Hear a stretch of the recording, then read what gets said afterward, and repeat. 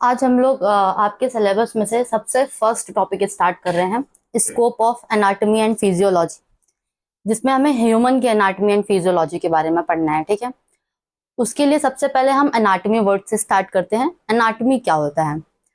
Anatomy दो Greek word से मिलकर बना हुआ है, एना एंड टोमस। एना मतलब अप और टोमस मतलब टू कट।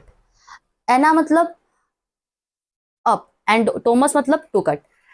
मतलब कि हमें अपनी बॉडी को कट करके उसके अंदर जितने भी ऑर्गन्स हैं, ऑर्गन सिस्टम, जैसे कि स्टमक हो गया, इंटेस्टाइन हो गई, गट्स हो गए, ये सब उसकी स्टडी हम एनाटॉमी में करते हैं। ठीक है, एनाटॉमी डेफिनेशन ये लिखी हुई है, study of different structures of the body.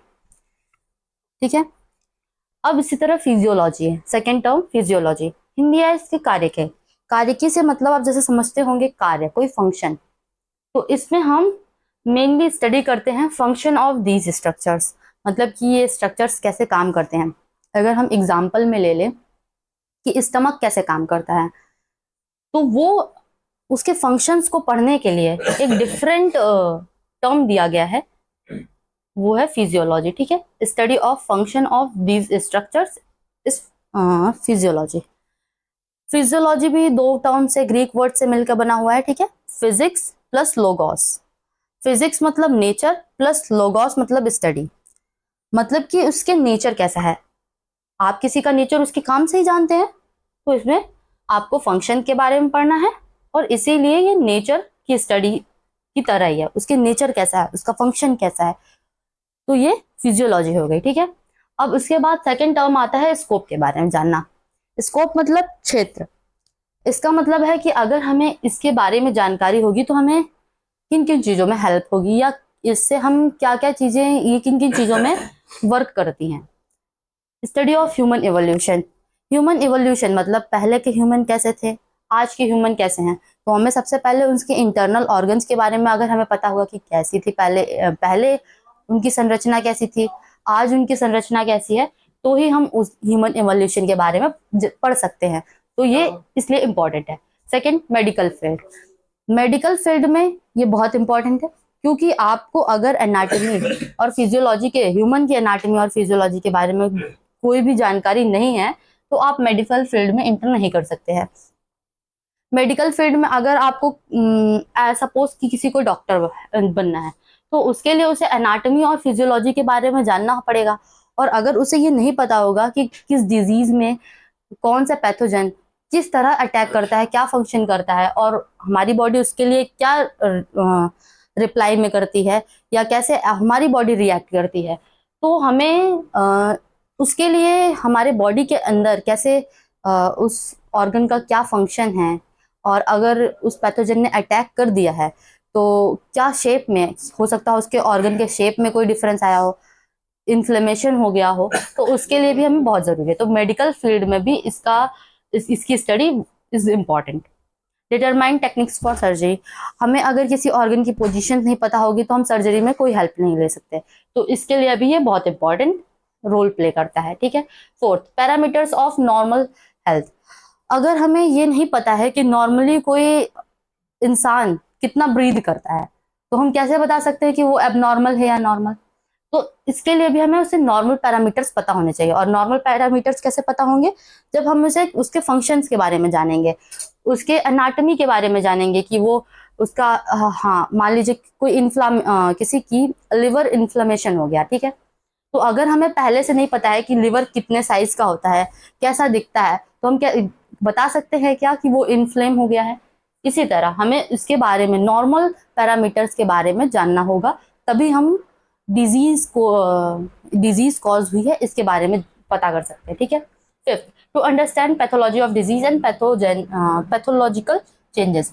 ये मेडिकल फील्ड से ही रिलेटेड है, कि मतलब हमें उस पैथोलॉजी, जो डिजीज कॉज किया है पैथोजन ने, उसने क्या कॉज किया है। और अगर हमें ये नहीं पता होगा, नॉर्मली वो मान लीजिए किसी लंग्स पे किसी पैथोजन ने अटैक किया, अगर हमें नहीं पता है कि लंग्स नॉर्मली कैसे दिखते हैं या उनका कैसा फंक्शन होता है, तो हम नहीं बता पाएंगे ना कि पैथोजन ने उस पर अटैक किया भी है या नहीं। तो इसलिए इन सब चीजों के लिए हमें ह्यूमन एनाटॉमी और फिजियोलॉजी को पढ़ना बहुत इंपॉर्टेंट है। इसी के आगे फिर हमें कुछ टर्मिनोलॉजीज के बारे में जानना है जो एनाटॉमी में यूज की जाती हैं, ठीक है। सबसे पहले देखिए, इसमें 3 तरह की पार्ट्स है। पहले एक डायरेक्शनल टर्म्स, मतलब कि हमें ये बताया जाएगा कि दिशात्मक तरीके से बताया जाएगा, दिशा बताई जाएगी कि ये ऊपर है, नीचे है, कैसे है, ठीक है। उसमें देखिए सबसे पहले सुपीरियर एंड इंफीरियर एंड, आपको टोटल 12 पढ़ने हैं। सुपीरियर, इंफीरियर, एंटीरियर या वेंट्रल, पोस्टीरियर या dorsal and, supine position, prone position, ठीक है, medial position, lateral position, proximal, distal, superficial और पेरिफेरल, ठीक। टोटल आपको 12 पढ़ने हैं। सबसे पहले देखिए, दो का अपोजिट सेट है ये सुपीरियर और इंफीरियर एंड। सुपीरियर देखिए, ये किसी के रेफरेंस में लिया गया हुआ है।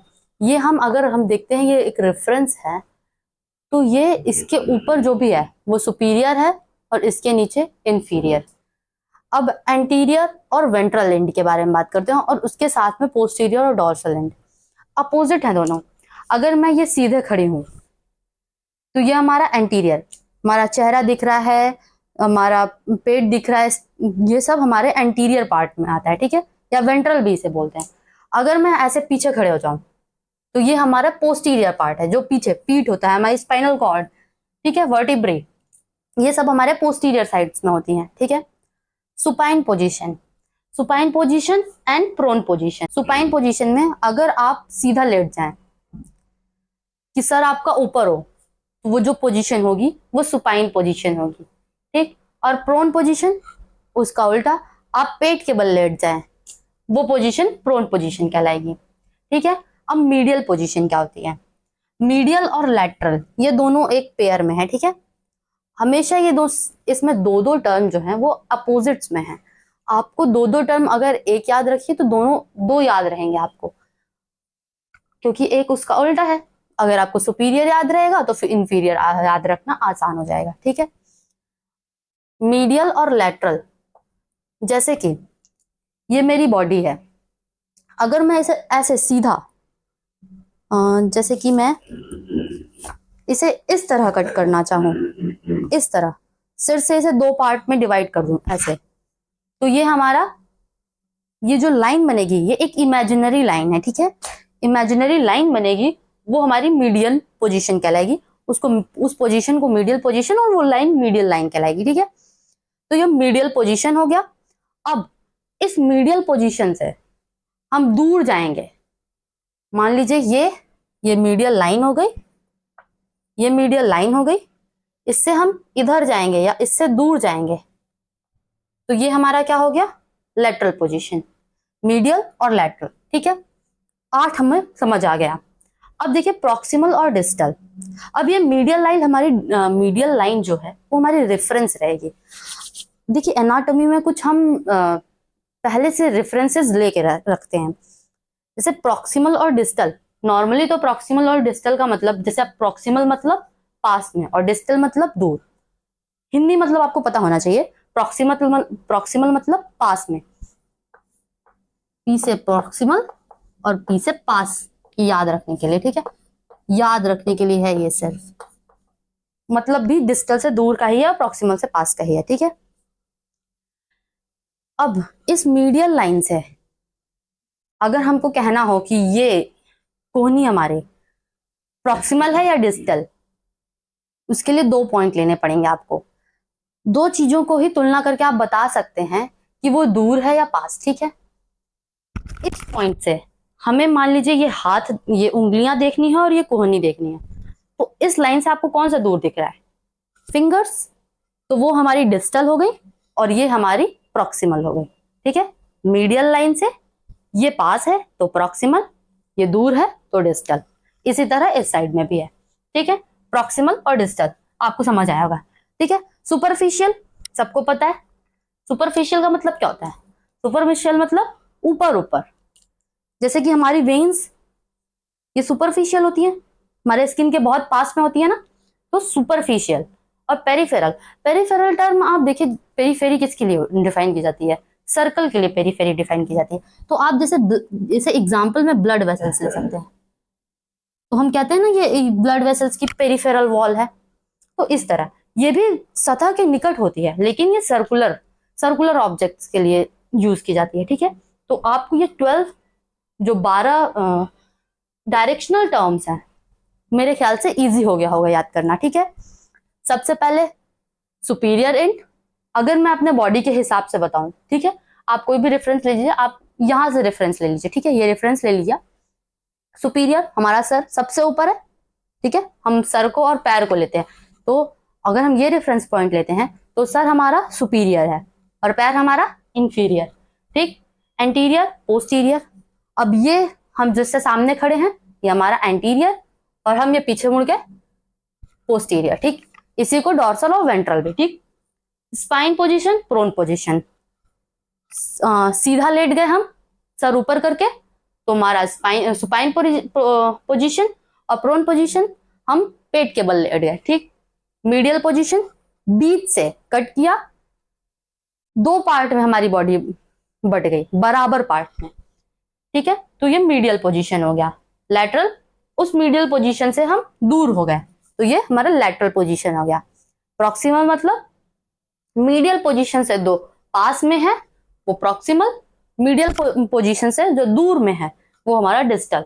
सुपरफिशियल, सतह के पास में है, सतह से, जैसे कि एग्जांपल स्किन के पास में वेन्स होती हैं, तो वेन्स एग्जांपल हो गई कि सुपरफिशियल होती हैं। ठीक है, वेन्स रेफरेंस क्या है, स्किन है। ठीक है, पेरिफेरल, अब ये जैसे कि हम कोई पेरीफेरी वॉल कहते हैं, लेकिन इस सर्कुलर ऑब्जेक्ट्स के लिए या कोई सर्कुलर, जैसे हमारी वेन्स हो गई वो सर्कुलर होती हैं, तो उनके लिए ये डिफाइन किया जाता है। ठीक है, अब आगे हम ये सेकंड पॉइंट देखेंगे टर्मिनोलॉजीज में, सेक्शनल प्लेन्स, मतलब कि कैसे कैसे बॉडी को किस किस प्लेन से काटा जा सकता है। ठीक है, सबसे पहले हम सजिटल प्लेन देखेंगे।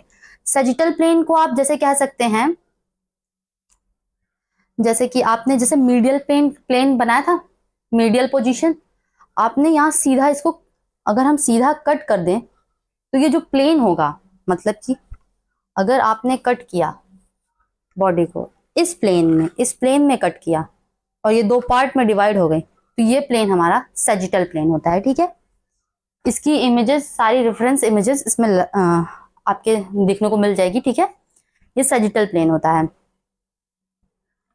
हॉरिजॉन्टल पोजीशन आपने ऐसे कट किया। ठीक है, अब हम इसको ऐसे कट करेंगे, पहले हमने इसे ऐसे कट किया था, अब हम इसे ऐसे कट करेंगे। हॉरिजॉन्टल मतलब क्षैतिज, ठीक, ऐसे तल के समांतर ऐसे कट करेंगे, तो ये हॉरिजॉन्टल पोजीशन हो गई। क्रोनल या फ्रंटल पोजीशन, अब फ्रंटल से याद रख सकते हैं आप फेस। ठीक, हम ऐसे कट करेंगे, फेस हमारा कटेगा नहीं, पीछे वाला पार्ट पीछे और आगे चेहरा अलग, हम ऐसे कट करेंगे, तो ये हमारा फ्रंटल प्लेन में आ जाएगा।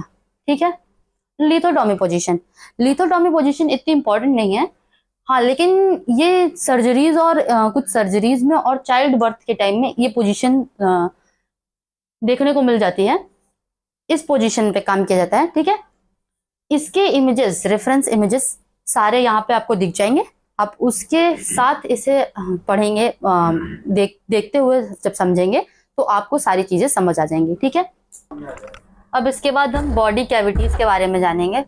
बॉडी कैविटीज मेनली 2 तरह की होती हैं। ठीक है, वेंट्रल कैविटी और डॉर्सल कैविटी। जैसे कि हमारे अंदर 2, एक वेंट्रल साइड है, एक डॉर्सल साइड है, उसी तरह कैविटी भी एक वेंट्रल साइड की कैविटीज और एक डॉर्सल साइड की कैविटीज। ठीक है, तो देखिए इसमें वेंट्रल साइड में थोरैसिक कैविटी है, एब्डोमिनल कैविटी है और पेल्विक कैविटी है, और वेंट्रल साइड में, ठीक है, और डॉर्सल साइड में क्रेनियल कैविटी है और स्पाइनल कैविटी है। यहाँ पे इमेजेस, रेफरेंस इमेज ये जरा देखिए। ठीक है, थोरैसिक कैविटी, ये जो हमारा चेस्ट होता है, ये यहाँ पे भी एक कैविटी होती है जहाँ पे हमारा लंग्स फिट होते हैं, ये हमारी थोरैसिक कैविटी में फिट होते हैं। ठीक है, तो इसे हम चेस्ट कैविटी भी बोलते हैं। ठीक है, चेस्ट कैविटी।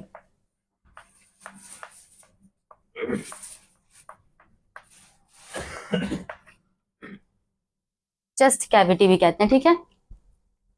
अब उसके नीचे जो यहां से डायाफ्राम, ये जो थोरेसिक कैविटी और एब्डोमिनल कैविटी को अलग करता है, ये हमारा डायाफ्राम होता है। और जहां पे हमारा स्टमक सिचुएटेड होता है वो हमारे एब्डोमिनल कैविटी में होता है। उसके नीचे हमारी पेल्विक कैविटी होती है, जहां पे हमें हमारे गोनैड्स सिचुएटेड होते हैं, ठीक है, वहां पे रहते हैं। उसके बाद ये तो वेंट्रल साइड में हो गया। डॉर्सल साइड में हमारी क्रेनियल कैविटी और स्पाइनल कैविटी होती है। जैसे क्रेनियम से आपको समझ आता है ना, क्रेनियम से मस्तिष्क, दिमाग, ठीक है, ब्रेन। यहाँ पे इस कैविटी में ब्रेन फिट होता है। ब्रेन इस कैविटी में रखा जाता है जिससे वो प्रोटेक्टेड रहे, ठीक है। और स्पाइनल कैविटी में आपने वर्टिब्री कभी देखी हो तो उसका स्ट्रक्चर देखा हो, बीच में होल रहते हैं, ठीक है, उसमें। तो उसी होल से होकर स्पाइनल नर्व्स जो हैं वो नीचे तक जाती हैं। तो उस कैविटी, वो एक कैविटी का फॉर्मेशन करती हैं, उसे हम स्पाइनल कैविटी कहते हैं, ठीक है। तो टर्मिनोलॉजीज में हमने डायरेक्शनल टर्म्स, सेक्शनल प्लेन्स और बॉडी कैविटीज के बारे में आज जान लिया है। आपका फर्स्ट चैप्टर आज खत्म होता है, ठीक है। इसमें आपने टर्मिनोलॉजीज, जितनी भी टर्मिनोलॉजीज हैं वो इम्पोर्टेंट है। एक बार आप इसे थॉरली पढ़ लीजिए, और अगर एक बार आप समझ लेंगे तो आपको दोबारा इसे याद करने की जरूरत नहीं पड़ेगी, ठीक है। तो आज फर्स्ट चैप्टर कंप्लीट हुआ है। इसका PDF और मैं क्वेश्चंस भेज दूंगी, ठीक। Thank you.